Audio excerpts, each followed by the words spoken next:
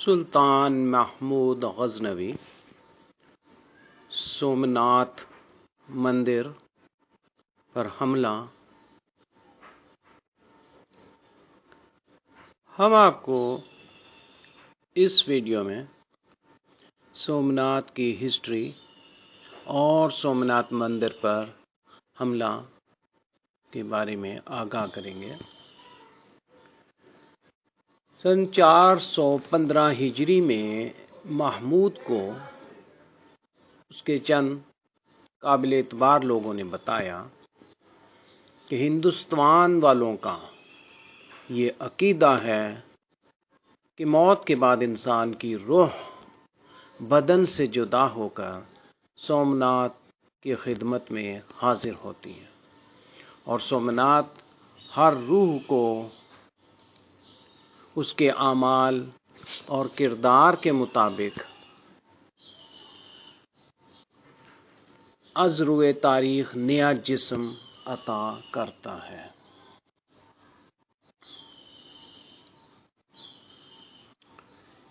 ہندوؤں کا یہ اعتقاد بہت پرانا۔ ہندوؤں کا یہ بھی اعتقاد ہے کہ دریا کا اتار چڑھاؤ اصل میں سومناتھ کی عبادت ہے، جو اس صورت میں ظاہر ہوتی ہے۔ سلطان محمود کو یہ بھی بتایا گیا کہ ہندوؤں کے خیال میں وہ بت جنہیں محمود غزنوی نے پاش کیا تھا،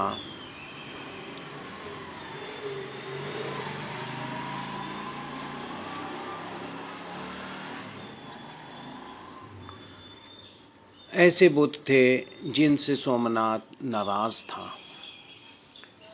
اسی لیے اس نے ان بتوں کی طرفداری نہیں کی، ورنہ اس میں اس قدر قوت ہے کہ وہ جسے چاہے ایک لمحے میں تباہ و برباد کر سکتا۔ سلطان محمود غزنوی کو یہ بھی بتایا گیا کہ برہمنوں کے اعتقاد کے مطابق سومناتھ بادشاہ ہے اور باقی تمام بت اس کے دربان اور مصاحب ہیں۔ محمود نے جب یہ بے معنی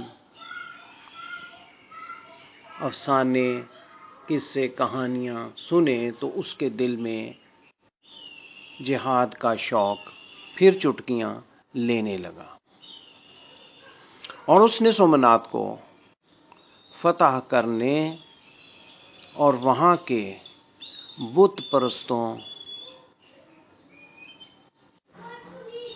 اور بتوں کی پرستش کرنے والے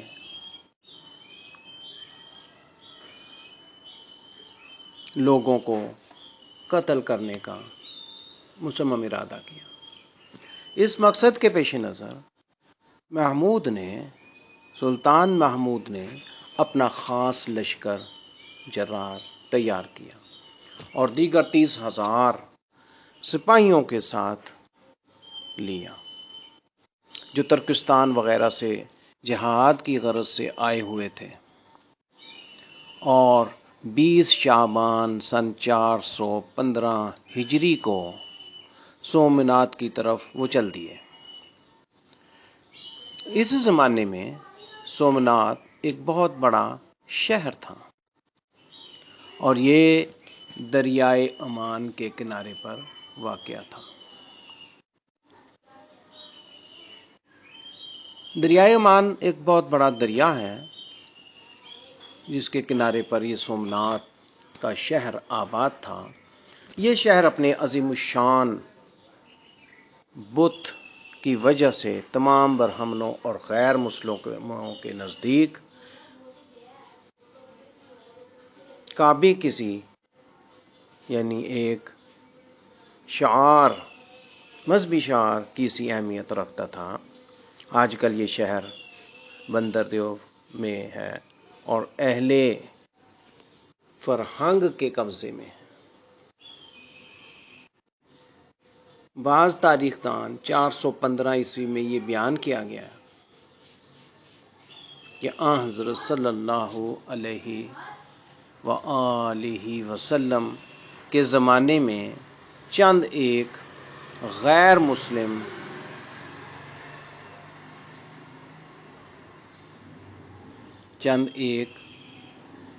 بت جو غیر مسلم بت خانے کعبہ سے ہندوستان میں لائے تھے. جیسا کہ آپ کو معلوم ہے کہ خانہ کعبہ بیت اللہ شریف میں بھی بت پائے جاتے تھے.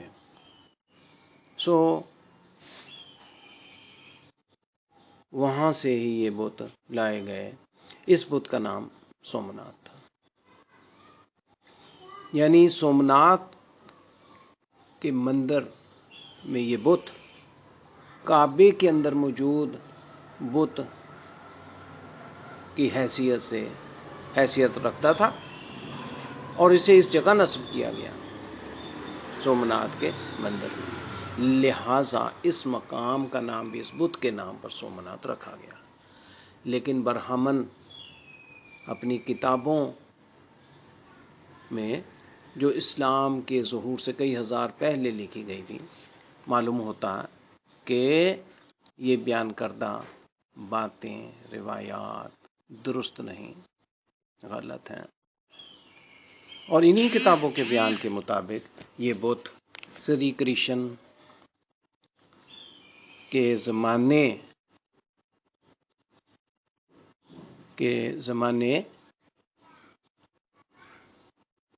سے تمام برہمن اور برہمنوں کا معبود ہے.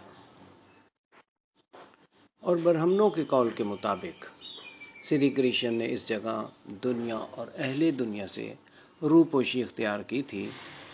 رمضان المبارک سن 415 ہجری کے وسط میں سلطان محمود غزنوی اپنے لشکر کے ملتان پہنچا.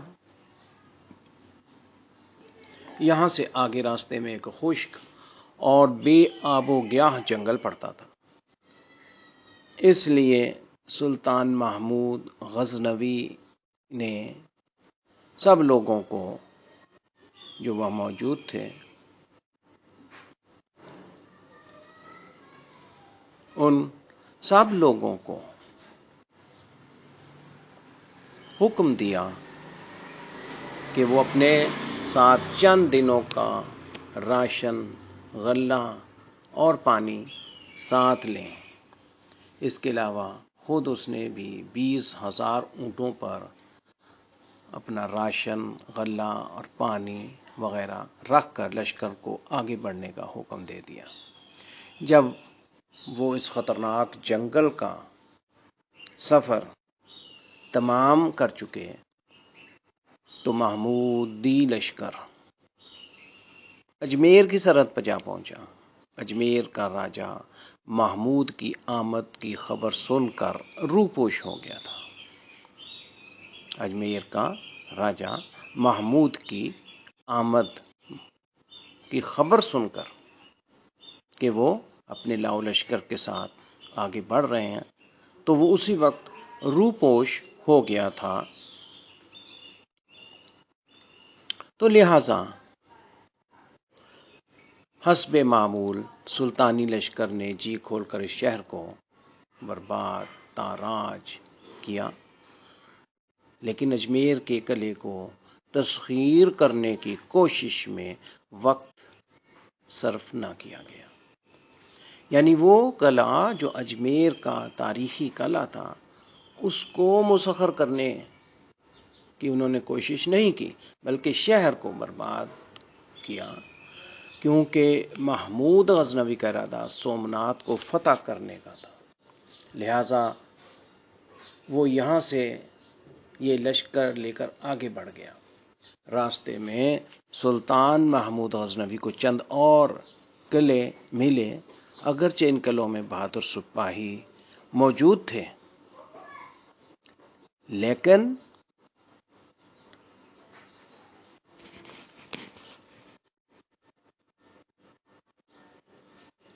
لیکن وہ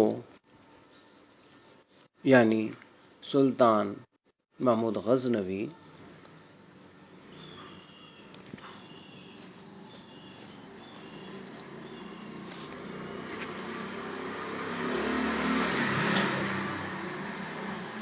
کے سر پر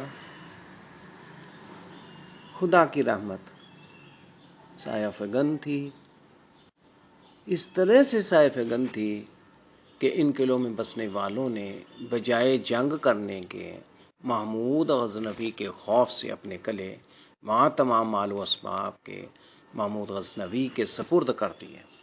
ان قلعوں سے فرصت حاصل کرنے کے بعد محمود غزنوی، سلطان محمود غزنوی، نہر والا میں جو اس کے نزدیک ایک قریہ تھا میں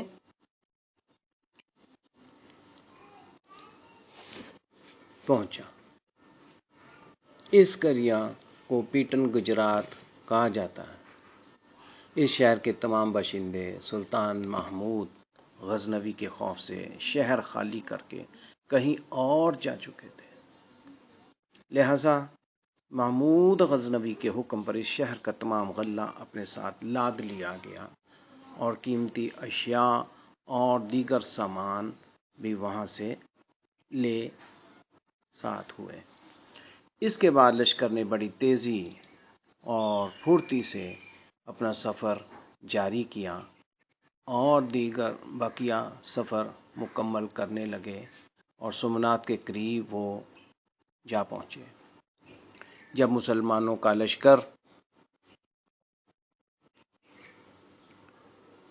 یعنی سلطان محمود غزنوی اور اس کے ساتھیوں کا یہ لشکر سومنات کے قریب دریا کے کنارے پہنچا تو مسلمانوں نے دیکھا کہ سومنات کا قلعہ بہت ہی بلند ہے اور دریا کا پانی قلعے کی فصیل تک پہنچا ہوا ہے۔ اہل سومنات قلعے کی دیوار پر کھڑے ہو کر اسلامی لشکر کو دیکھ رہے تھے اور پکار پکار کر چلا کر مسلمانوں سے کہہ رہے تھے، ہمارا معبود سومنات خود تم کو یہاں کھینچ کر لایا، یعنی اہل سومنات یہ باور کروا رہے تھے کہ ہمارا معبود سومنات تمہیں خود یہاں لے کر کے آیا ہے۔ کیوں لایا ہے؟ تاکہ ایک ساتھ ہی تم سب کو تباہ و برباد کر دے، ہلاک کر دے، اور اس صورت سے تم سے ان تمام بتوں کا بدلہ لیں کہ جنہیں تم نے پاش پاش کیا، برباد کیا، تاراج کیا۔ مسلمانوں کے زبردست لشکر نے اپنے باہمت اور دلیر سلطان بادشاہ محمود غزنوی کے حکم سے پیش قدمی کی اور قلعے کے نیچے پہنچ کر جنگ شروع کر دی گئی۔ اس معرکہ آرائی میں شدت پائی گئی۔ اس جنگ میں، اس معرکہ آرائی میں سلطان خود بھی شامل رہا، اور جب ہندوؤں نے مسلمانوں کی یہ ہمت اور اولو العزمی دیکھی تو وہ تیروں کی بوچھاڑ سے بچنے کے لیے قلعوں کی دیواروں سے نیچے قلعے کے اندر اتر گئے اور مندر میں جا کر سومنات سے فتح کی دعائیں مانگنے لگے، اپنے بت معبود سومنات سے چیخو پکار فریادیں کرنے لگے۔ مسلمان بہت سی سیڑھیاں لگا کر قلعے کے ایک حصے پر چڑھ گئے اور بلند آواز سے نعرہ تکبیر بلند کر دیا، تکبیر کا نعرہ مارا۔ اس دن صبح سے لے کر شام تک یہ معرکہ آرائی جاری رہی، جنگ ہوتی رہی۔ جب رات کے آثار نمایاں ہونے لگے اور چاروں طرف اندھیرا چھانے لگا تو اسلامی لشکر اپنی قیام گاہ کی طرف واپس آ گیا۔ دوسرے روز صبح ہوئی تو پھر مسلمانوں نے حملہ کیا اور تیروں اور نیزوں کی بوچھاڑ اور ان کی ضربوں سے ہندوؤں کو قلعے کے اس حصے سے پسپا کر دیا، نکال باہر کر دیا، اور گزشتہ دن کی طرح معرکہ آرائی جاری و ساری رہی، جس میں مسلمان سیڑھیاں لگا کر قلعے کے چاروں طرف سے اہل قلعہ پر حملہ آور ہوئے۔ یہ عالم دیکھ کر اہل سومنات مختلف گروہوں میں تقسیم ہو گئے اور سومنات کے بت سے بغل گیر ہو کر ایک دوسرے سے رخصت ہونے لگے۔ مار دھاڑ کی آوازوں میں روتے پکارتے وہ اس قدر لڑے کہ ایک ایک کر کے تقریباً سبھی ہلاک ہو گئے۔ سومنات کے پجاری وہاں پر ایک دوسرے کو مارتے للکارتے رہے اور تقریباً وہیں قتل و ہلاک ہو گئے۔ تیسرے روز ہندوؤں کے وہ لشکر جو قلعے کے آس پاس تھے اہل قلعہ کی مدد سے مسلمانوں کے سامنے مقابلے پر آ گئے۔ وہ کچھ چھپے ہوئے تھے تو آج وہ بھی تیسرے دن مقابلے پر آ گئے۔ محمود نے اپنی فوج کے ایک بڑے حصے کو قلعے کے محاصرے سے واپس بلایا اور اسے ساتھ لے کر اس بیرونی لشکر سے نبرد آزما ہونے کا حکم جاری کیا۔ دونوں جانب زبردست معرکہ آرائی ہوئی اور شدت کی جنگ برپا ہو گئی۔ اس میدان میں خون کی ندیاں بہنے لگیں۔ یہ عالم دیکھ کر دیکھنے والوں کے دل لرز اٹھے۔ پرم دیو اور وابشلیم کے لشکروں کے بعد دیگرے آ جانے سے یہ خیال پیدا ہوا کہ کہیں ایسا نہ ہو کہ میدان جنگ سے مسلمانوں کے پاؤں اکھڑ جائیں، اور محمود غزنوی کو جب اس بات کا احساس ہوا تو وہ پریشان ہوئے اور پریشان ہو کر ایک گوشے میں چلے گئے۔ اب سلطان محمود غزنوی کچھ پریشان سے تھے اور وہ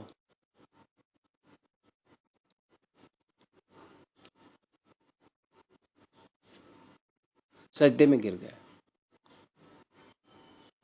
اور بڑے ہی خلوص کے ساتھ اس نے اللہ تعالیٰ سے فتح کی دعا مانگی اور اپنے لشکر میں واپس آ گئے۔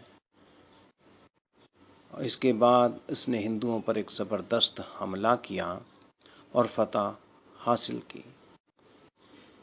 اس جنگ میں تقریباً 5000 سومناتی یعنی سومنات بت کے پجاری لوگ 5000 تقریباً قتل و غارت ہوئے۔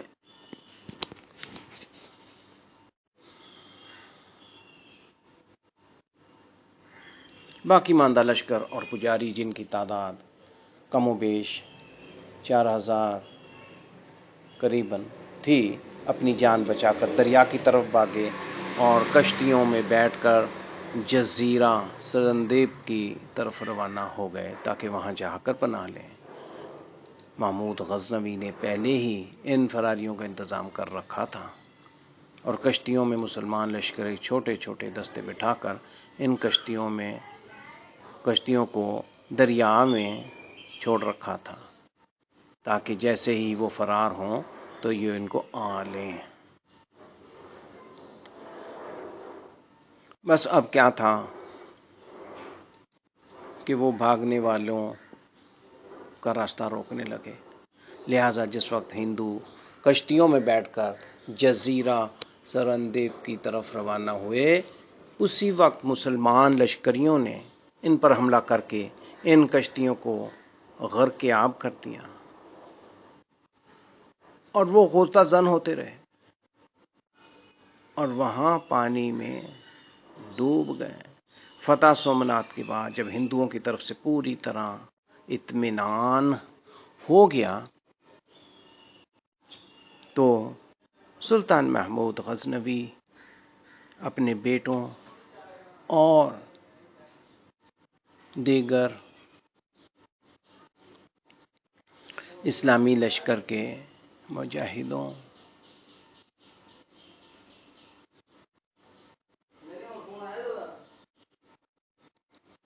و معززین سلطنت کو ساتھ لے کر قلعے میں داخل ہوا اور قلعے کے ہر حصے کو بغور دیکھنے لگا۔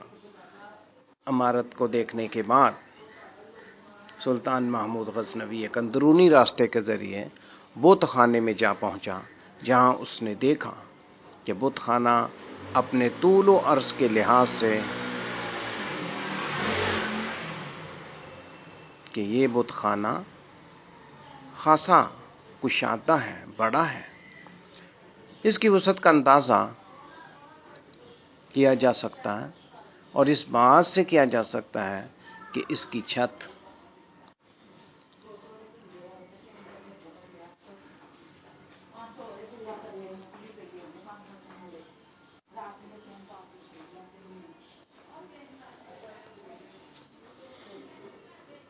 یعنی بت خانے کی چھت 56 پلرز ستونوں پر قائم تھی۔ بت خانے میں سومنات رکھا ہوا تھا۔ اس بت کی لمبائی 5 گز، جس میں 2 گز زمین کے اندر گڑا ہوا تھا اور 3 گز اوپر نظر آتا تھا۔ یہ بت پتھر کا بنا ہوا تھا۔ جب سلطان محمود غزنوی کی نظر اس پر پڑی تو اس کی اسلامی غیرت کے جوش نے شدت اختیار کی اور وہ مارے غیرت کے چیخ اٹھا۔ لہذا اس نے اس گزر کے پاس جو اس کے ہاتھ میں تھا، گرس جو اس کے ہاتھ میں تھا، ایک کاری ضرب لگائی اور اس بت کا منہ توڑ دیا۔ اس کے بعد سلطان محمود نے حکم دیا کہ اس بت میں سے پتھر کے 2 ٹکڑے کاٹ کر علیحدہ کیے جائیں اور غزنی بھجوا دیے جائیں۔ ان میں سے ایک ٹکڑا جامع مسجد کے دروازے پر اور دوسرا ایوان سلطنت کے صحن میں رکھا جائے۔ لہذا اس حکم کی فوری تعمیل کی گئی اور یہ 2 ٹکڑے سومنات کے دونوں ٹکڑے وہاں پہنچا دیے گئے۔ چنانچہ اس وقت سے لے کر اب تک سینکڑوں سال کا زمانہ گزر جانے کے باوجود یہ ٹکڑے آج بھی وہیں موجود ہیں، رکھے ہوئے ہیں۔ اس کے علاوہ سومنات کے بت سے 2 اور ٹکڑے علیحدہ کیے گئے تھے جو مکہ اور مدینہ بھیجے گئے تاکہ انہیں عام راستوں میں رکھ دیا جائے کہ لوگ انہیں دیکھ کر سلطان محمود غزنوی کی ہمت و جرات اور بہادری کی داد دے سکیں اور ان ناحق معبودوں سے دوری اختیار کر سکیں۔ تاریخ میں یہ واقعہ پوری صحت کے ساتھ بیان کیا گیا ہے۔ جس وقت سلطان محمود نے سومنات کے بت کو پاش کرنے کا ارادہ کیا تھا تو اس وقت برہمنوں کے طبقے نے معززین سلطنت کے توسط سے سلطان محمود غزنوی سے درخواست کی کہ اس بت کو نہ توڑا جائے اور اسے یوں ہی چھوڑ دیا جائے۔ ہندوؤں کے اس معبود بت کے عوض دولت لے لی جائے۔ ایک بہت بڑی مقدار کا وعدہ کر دیا گیا۔ معززین سلطنت نے ہندوؤں کی اس درخواست کو سلطان تک پہنچاتے وقت یہ خیال ظاہر کیا کہ اس درخواست کو قبول کرنے میں ہی ہمارا فائدہ ہے۔ بت کو توڑ ڈالنے سے نہ تو بت پرستی کی رسم اس شہر سے مٹ سکتی ہے اور نہ ہی ہمیں کوئی فائدہ ہوگا، لیکن اگر ہم اس بت کو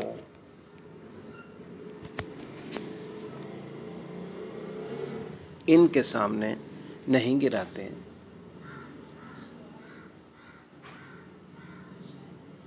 تو معاوضے میں بہت بڑی معقول رقم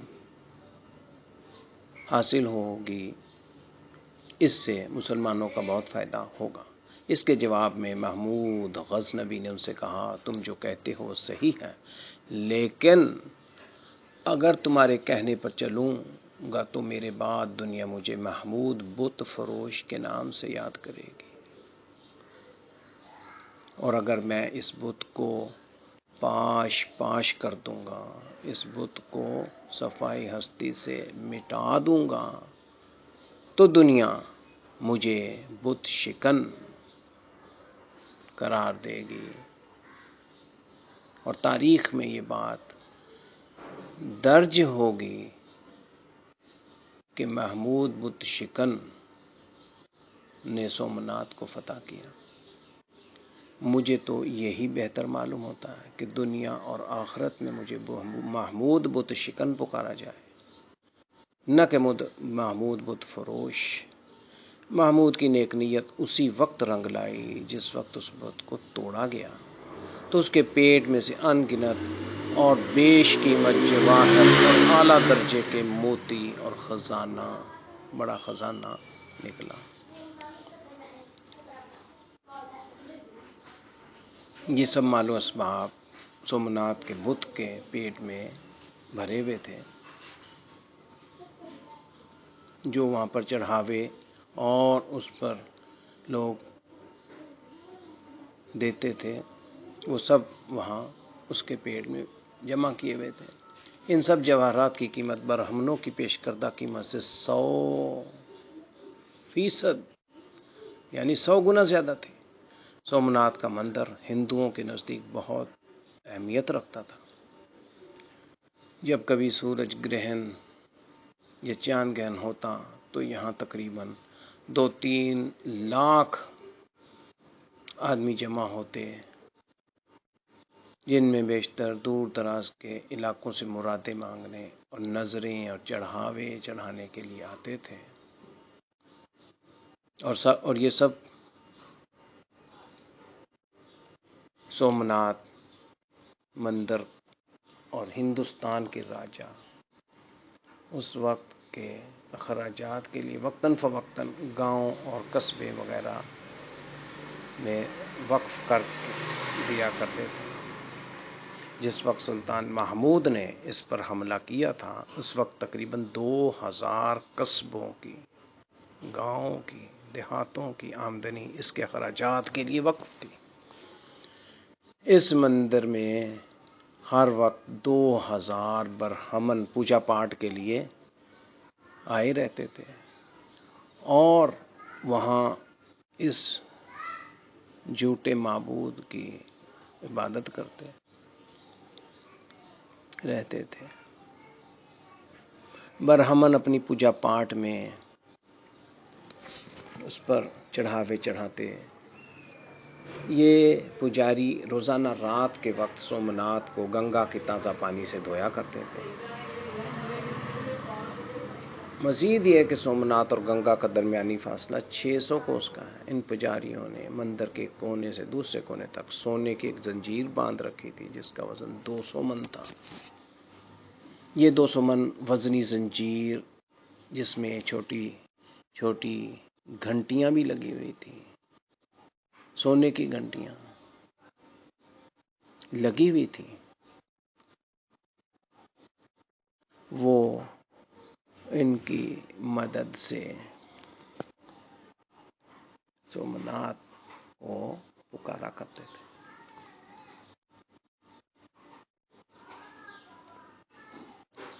پوجا پاٹ کے وقت وہ اس زنجیر کو ہلاتے اور گھنٹیاں بجنے لگتی۔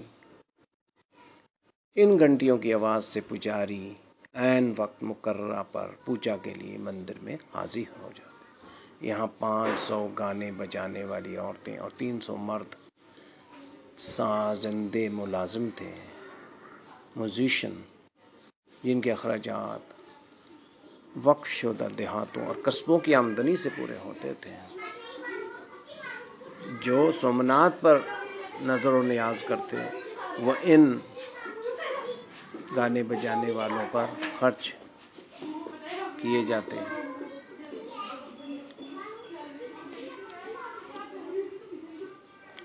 اور وہ تمام نظر و نیاز ان کے اوپر خرچ کی جاتی۔ پجاریوں کے سر اور داڑھیاں مونڈنے کے لیے 300 حجام ہر وقت موجود رہتے۔ ہندوستان کے بیشتر راجا اپنی بیٹیوں کو سومناتھ کی خدمت کے لیے مندر بھیجتے تھے۔ یہ لڑکیاں تمام عمر کنواری رہ کر مختلف امور اور فرائض انجام دیتی تھیں۔ اس مندر سے سلطان محمود غزنوی کو جو اعلیٰ درجے کے جواہرات، موتی، ہیرے اور قیمتی خزانہ اور سونا چاندی جو اس کے ہاتھ لگا تھا، وہ اس قدر زیادہ تھا کہ اس کا 10واں حصہ بھی اس سے پہلے کسی بادشاہ کے خزانے میں جمع نہ ہوا ہوگا۔ تاریخ زین المعاصر میں لکھا ہے کہ مندر کی وہ مخصوص جگہ جہاں بت سومناتھ رکھا ہوا تھا بالکل تاریک تھی، اور وہاں جو روشنی پھیلی ہوئی تھی وہ انتہائی اعلیٰ درجے کے جواہرات، ہیرے جواہرات، لالو موتی وغیرہ کی شعاعیں تھیں۔ اس میں کوئی مصنوعی روشنی نہیں تھی۔ یہ جواہرات مندر میں قندیلوں میں جڑے ہوئے تھے۔ اسی تاریخ کی کتاب میں یہ بھی درج ہے کہ سومناتھ کے خزانے سے سونے چاندی کے چھوٹے چھوٹے بت اتنی بڑی تعداد میں برآمد ہوئے کہ ان کی قیمت کا اندازہ تقریباً ناممکن ہے۔ لہذا یہ بات بھی مشہور ہے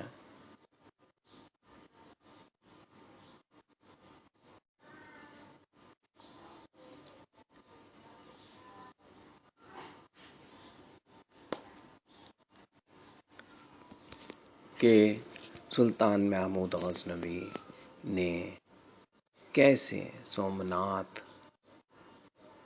کی تاریخ رقم کی اور سومناتھ کو کیسے تاراج کیا اور سومناتھ کو کیسے فتح کیا، اور جس کے نتیجے میں وہ بت فروش نہیں بلکہ بت شکن قرار پایا۔